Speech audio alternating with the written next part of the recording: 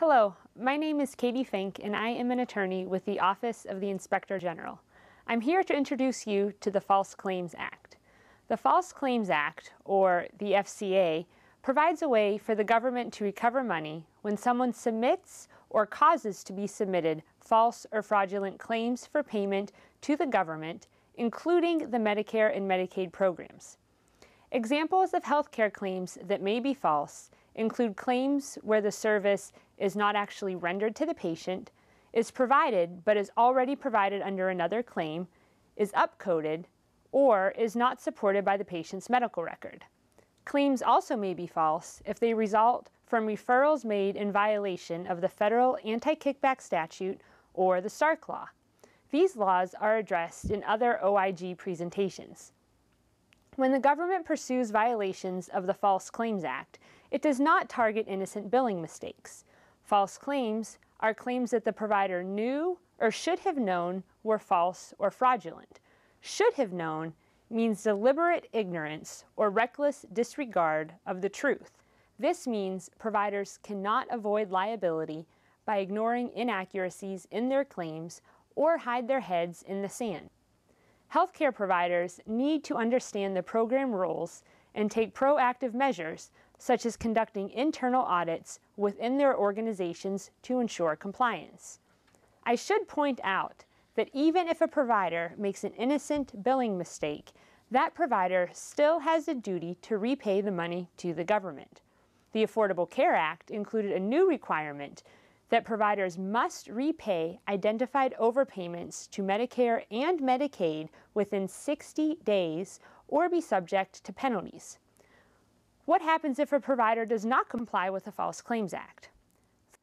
For False Claims Act violations, a provider can be penalized up to 3 times the program's loss, plus an additional $11,000 per claim. And penalties can add up quickly because each claim for payment can be a separate ground for liability.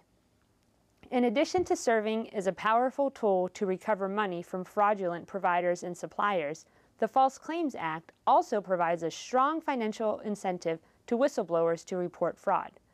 Whistleblowers can receive up to 30% of a False Claims Act recovery, and that can be a lot of money.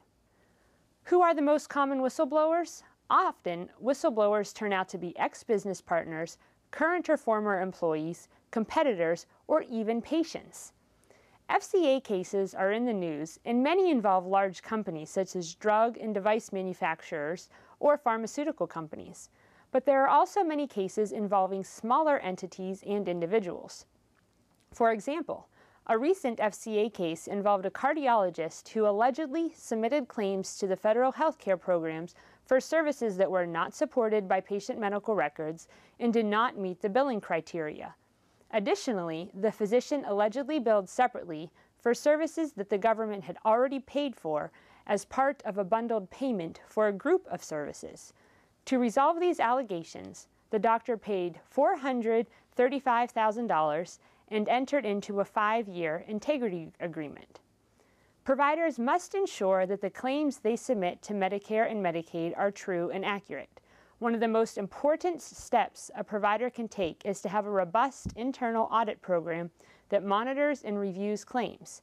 If a provider identifies billing mistakes in the course of those audits, the provider must repay overpayments to Medicare and Medicaid within 60 days to avoid False Claims Act liability.